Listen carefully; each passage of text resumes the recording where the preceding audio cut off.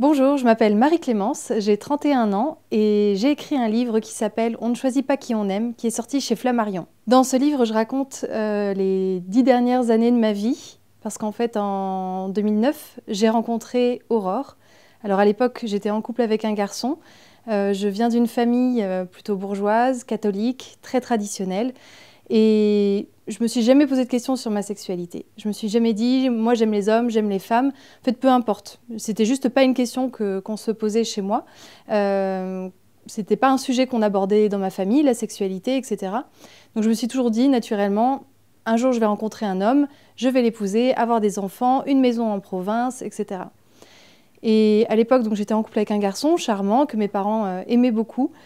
Et puis au travail, en fait, j'étais en stage dans une entreprise à Paris. Je suis tombée sur Aurore. Aurore, elle a 8 ans de plus que moi. Elle vient d'un milieu social qui est radicalement opposé au mien, elle n'a absolument rien à voir avec moi. Et juste, en fait, je tombe amoureuse. C'est d'abord elle qui tombe amoureuse et qui me le fait assez vite savoir. J'ai mis beaucoup de temps à comprendre ce que je ressentais. Mais une fois, le temps a passé et les choses sont un peu imposées à moi. Et en 2010, j'ai perdu un ami très jeune et ça a été en fait un déclic. C'est-à-dire que je me suis dit, si demain il m'arrive quelque chose, si demain je meurs, tout simplement, j'ai envie que tout le monde sache que ce n'est pas de ce garçon dont je suis amoureuse, que c'est bien d'une femme et qu'elle s'appelle Aurore. J'ai fait un énorme saut dans le vide et j'ai quitté mon copain. Et à partir de là a démarré mon histoire avec Aurore. En venant de mon milieu, c'était forcément compliqué parce qu'il a fallu que je l'annonce à mes parents, à mes proches. J'avais très peur de leur réaction. Mais un jour, j'ai sauté le pas parce que juste je supportais plus de dire j'avais envie de parler d'Aurore, j'avais envie de parler de cette femme que j'aimais. Et puis je l'ai annoncé à mes parents. Je l'ai d'abord annoncé à mon père, qui a eu une réaction très, très bienveillante, qui m'a dit « Écoute, il y a ce qu'on espère, il y a ce qu'on projette pour ses enfants, et puis il y a ce que nos enfants sont vraiment. Ce n'est pas parce que tu n'es pas celle qu'on avait imaginé que tu serais qu'on t'aime moins. » Et voilà, il m'a dit la vérité, c'est que pour lui, c'était compliqué d'accepter ça, mais il s'est vite rendu à l'évidence qu'en fait, il n'avait pas le choix, que je suis comme ça, je suis sa fille, j'ai pas changé, juste, il y a un détail dans ma vie, qui est que je suis amoureuse d'une femme, et que ça aurait pu être un homme, mais qu'en réalité, ça ne change rien. Pour ma mère, ça a été plus compliqué pour elle parce qu'elle a eu peur, du regard des gens, parce qu'elle a eu peur pour moi. Et puis aussi, elle, en tant que mère, elle me disait souvent, voilà, il y a quelque chose que tu ne peux pas comprendre. Je suis ta mère et je sais que tu n'es pas homosexuelle.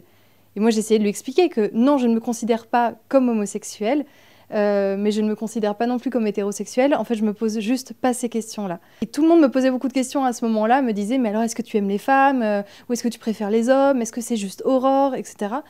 Et voilà, moi je me disais à un moment, peut-être qu'il faut que je trouve les réponses. C'est bizarre que moi-même, je me pose pas ces questions-là. J'ai fait une thérapie. Je suis allée voir une thérapeute pendant 2 ans. Et en fait, à un moment, je l'ai interrogée. Je lui ai dit « Mais est-ce que vous pouvez m'aider à me définir, tout simplement ?»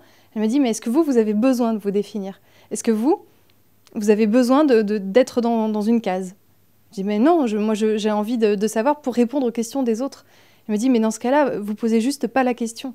Si vous-même, vous n'avez pas besoin de connaître votre orientation sexuelle, de vous mettre dans une case, etc., ne cherchez surtout pas à le faire. Ne vous bousculez surtout pas pour répondre aux besoins des autres.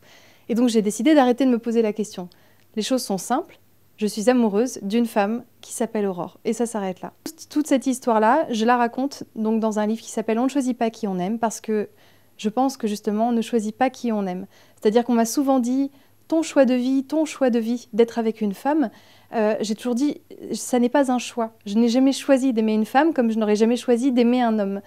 Le seul choix que je fais au quotidien, tous les matins en me levant, c'est celui d'être à la bonne place, avec la personne que j'aime, c'est tout. La personne que la vie m'a imposée.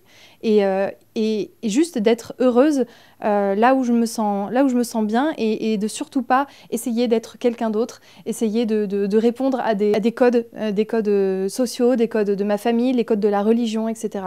Juste être moi à ma place et d'être libre. C'est ça le choix que je fais au quotidien.